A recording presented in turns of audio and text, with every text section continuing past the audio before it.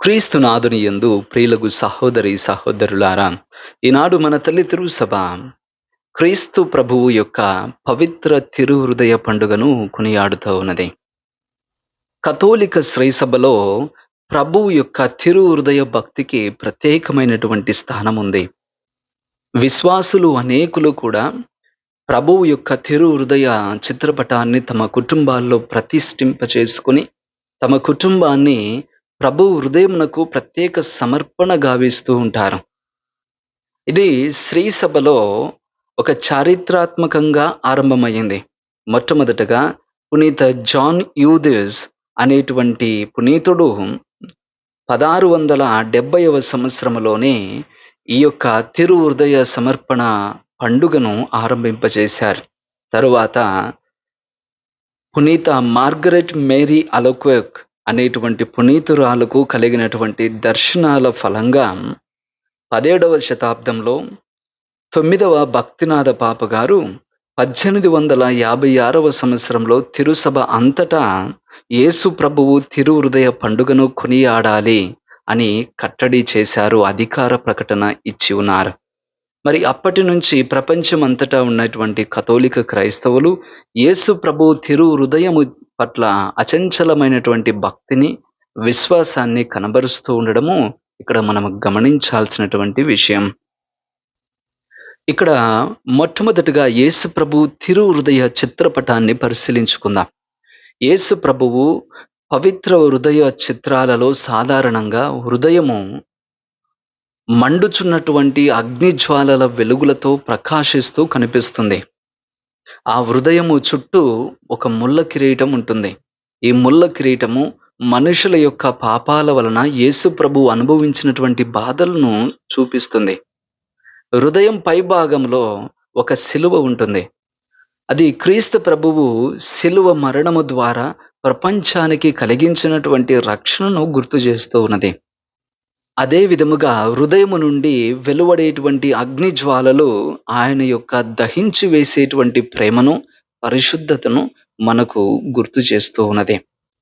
కొన్నిసార్లు ఈ చిత్రపటాలలో హృదయంపై గాయము కూడా చూపించబడుతుంది.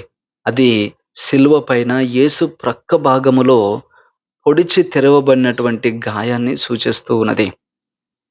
యేసు ప్రభు యొక్క పవిత్ర హృదయము మనకు ఏమి తెలియచేస్తూ ఉన్నది అంటే, దేవుడు మన యందు చూపించినటువంటి హద్దులు లేనటువంటి ప్రేమను గుర్తు చేస్తూ ఉన్నది.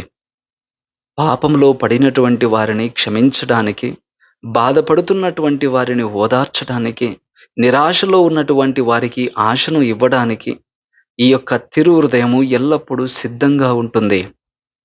యేసు ప్రభు యొక్క హృదయము ప్రేమ, క్షమను, వినయాన్ని, సేవాభావాన్ని మనకు గుర్తు చేస్తూ ఉన్నది. క్రీస్తు ప్రభువు యొక్క తిరు హృదయాన్ని ధ్యానం చేసేటప్పుడు మనము మన హృదయాలను కూడా పరిశీలించుకోవాల్సినటువంటి సమయం. దేవుడు తాను ఈ లోకానికి వచ్చినప్పుడు తన గొప్ప ప్రేమను చూపించాడు. తన గొప్ప త్యాగము ద్వారా, ప్రాణాన్ని మనకి ఇవ్వడం ద్వారా మనందరి జీవితాల పైన తనకున్నటువంటి అచంచలమైన ప్రేమను చూపించాడు. అక్కడి వరకు బాగానే ఉంది. దేవుడు మనల్ని హద్దులు లేనటువంటి ప్రేమతో ప్రేమిస్తున్నాడు. కానీ మనకు కూడా హృదయం ఉంది కదా, మనము కూడా హృదయముతోనే బ్రతుకుతున్నాం కదా. మరి మన హృదయము దేవుని ఎడల ప్రేమను కలిగి ఉందా అనేదే ఇక్కడ ప్రశ్నించుకోవాల్సినటువంటి అంశము. దేవుడు మనల్ని ప్రేమిస్తున్నాడు, గొప్పగా చెప్పుకోవచ్చు. కానీ మనము దేవుణ్ణి ప్రేమిస్తున్నామా? అది మనము పరిశీలించుకోవాలి. మన ప్రేమలో ఎంత పరిపూర్ణత ఉంది? మనం ఎంతగా దేవుని ఎడల నిజమైనటువంటి ప్రేమను, భక్తిని కలిగి ఉంటున్నాము? మన హృదయాన్ని పరిశీలించుకోవాలి. ప్రభు అంటాడండి, ఇదిగో నీ సంపదలు ఉన్న చోటనే నీ హృదయం ఉంటుంది. దాని భావము, ఎక్కడ నీకు విలువైనవి అని తెలుస్తాయో అక్కడనే నువ్వు మనసును ఉంచుతావు. మరి దేవుడు నీకు విలువైన వాడు, దేవుడు నాకు ముఖ్యము అనేటువంటి భావన నీకు ఉన్నప్పుడు నీ మనస్సు దేవుని మీద ఉంచుతావు. అలా లేనప్పుడు నీ మనస్సు దేవునికి ఇవ్వవు. అలా లేనప్పుడు నీవు మనస్సుతో నీవు దేవుని ప్రేమించలేవు. దేవుని ఎడల ప్రేమను పెట్టుకోలేవు ప్రియులకు సహోదరులారా. అందుకే మనం ప్రేమను పంచుతూ ఉన్నాము ఒక వ్యక్తికి అంటే, ఆ వ్యక్తి నాకు విలువైనటువంటి వారు అని నేను భావించినట్టే.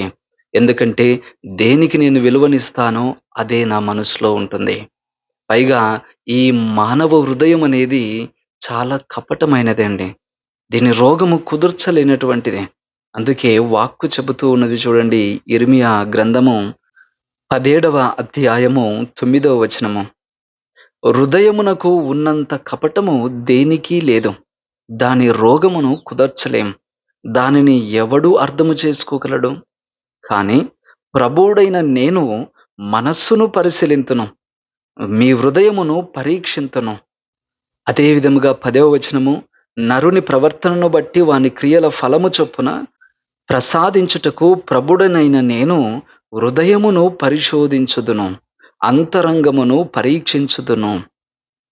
చూడండి ప్రియులకు సహోదరులారా, మానవ హృదయము కపటమైనది. దీని రోగమును కుదర్చలేం. అంత ఈజీ కాదు ఒకరు తమ యొక్క హృదయాన్ని అదుపు చేసుకోవడం అంటే. అంత సులభమైనది కాదు. దీని రోగము కపటమైనది. అందుకే ప్రభువు ఎప్పుడు కూడా మన హృదయాన్ని పరిశీలిస్తాడు. మన హృదయము ఏమయ్యుంది? మన హృదయములో ఏది విలువైనదిగా మనం భావిస్తూ ఉన్నాం? మన క్రియల ఫలమును మనం పొందుకోవడానికి కూడా ముందుగా ప్రభువు మన హృదయాన్నే పరిశీలిస్తాడంట. మన అంతరంగాన్ని ప్రభువు చూస్తూ ఉన్నాడు. ఈనాడు ప్రభువు తిరు హృదయ పండుగ సందర్భంగా ప్రభువు యొక్క అంతరంగంలో ఏముంది? ప్రేమ ఉంది, క్షమ ఉంది, త్యాగం ఉంది. మరి మన అంతరంగాలలో ఏమున్నాయి? కుళ్ళు, కుతంత్రాలు, కుట్రలు, వీటికా మనము స్థానం ఇచ్చేది. అందుకే ఈ హృదయము ఏ విధంగా ఉంది? ప్రియులకు సహోదరులారా, నీ హృదయము ఒక డస్ట్‌బిన్ కాదు. పనికి రానటువంటి చెత్తతో నింపడానికి నీ హృదయము ఒక డస్ట్‌బిన్ కానే కాదు. నీ హృదయము ఒక పవిత్ర స్థలము. అది గుర్తుంచుకోండి. నీ హృదయము ఒక పవిత్ర స్థలము. ఇది దేవుని నివాస స్థలము. దేవుడు కొలువై ఉండేటువంటి స్థలము. దేవుని యొక్క మందిరం అదే. కావున మన హృదయాలను ఎల్లప్పుడూ పరిశీలించుకోవాలా. దేవుడు తన హృదయాన్ని మనకిస్తూ ఉన్నాడు. మరి మన హృదయము దేవునికి ఇవ్వగలుగుతున్నామా? దేవుడు హద్దులు లేనటువంటి ప్రేమతో మనల్ని ప్రేమిస్తూ ఉన్నాడు. మనము తిరిగి దేవుణ్ణి ప్రేమించగలుగుతూ ఉన్నామా? దేవుడు మనకు ఎంతో విలువనిచ్చి తన జీవితాన్ని, ప్రాణాన్నే త్యాగం చేశాడు. మనము దేవునికి విలువనిస్తూ మన హృదయములో ఆయనకు పెద్ద పీటను వేస్తున్నామా? అతనికి మొదటి స్థానం ఇస్తూ ఉన్నామా? గమనించండి ప్రియులకు సహోదరులారా, నీ హృదయము సంపదలు ఉన్న చోటే ఉంటుంది. నీ జీవితానికి దేవుడే సంపద అని నువ్వు తెలుసుకుంటే ఖచ్చితంగా నీ హృదయము దేవుని చెంత ఉంటుంది. ఈనాడు ఈ పండుగ సందర్భంగా మన హృదయాలను దేవుని ముందు ఉంచుదాం. దేవా, నా మనసు ఇది, నా హృదయం ఇది, ఇది కల్మషమైపోయింది అనేకమైన పాపాల ద్వారా. దీన్ని కడగండి తండ్రి. నీ హృదయములో రేగినటువంటి ఆ ప్రేమాగ్ని జ్వాలలు నా హృదయములో కూడా ఆరంభమవునట్లు చేయండి. నేను కూడా నీ కోసము పరితపించేటువంటి ఒక విశ్వాసిగా నన్ను నిలబెట్టండి. ఆ ప్రేమతో నేను కూడా తపించగలగాలి నీ కోసం. నీ జీవితం వలె నేను కూడా త్యాగపూరితమైనటువంటి జీవన విధానాన్ని నేర్చుకునేటువంటి కృపను దయచేయండి. వాటి అన్నింటికి మించి నీవు చూపినటువంటి క్షమను నేను నా తోడి వారికి చూపగలిగేటువంటి ఆ కృపను దయచేయండి. నా తోటి వారిని మన్నించగలిగేటువంటి మనస్సును దయచేయండి.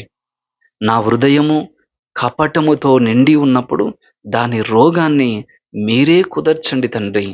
నా హృదయమునకున్నటువంటి ఈ కపటత్వమన్ని మీరు తీసివేయండి. నా హృదయము మీ నివాస స్థలము, మీరు కొలువై ఉండాల్సిన స్థలము. ఇదిగో నా హృదయములో దేవా నీకొక రాజసింహాసనాన్ని వేసి ఉంచుతున్నాను. రండి తండ్రి, నా హృదయములో మీరు కొలువై ఉండండి. ఈనాడు మీ దివ్యమగు తిరు హృదయాన్ని చూసి నా హృదయము కూడా మారాలి అని నేను తెలుసుకుంటున్నాను. నీ తిరు హృదయాన్ని చూసి నా హృదయము కూడా మార్పు చెందాలి అని నేను కోరుకుంటూ ఉన్నాను. రండి తండ్రి, నా హృదయమందు నీ హృదయాన్ని ప్రతిష్ఠించండి. నా హృదయము నీ హృదయాన్ని పోలి ఉండునట్లుగా మార్చండి. నీ పవిత్ర హృదయమందు నన్ను కూడా దాచుకొనుము తండ్రి అని ప్రభువుని ప్రార్థించుకుందాం. ఆ పవిత్ర తిరు హృదయ క్రీస్తు మిమ్మలను దీవించునుగాక. ఆమేన్.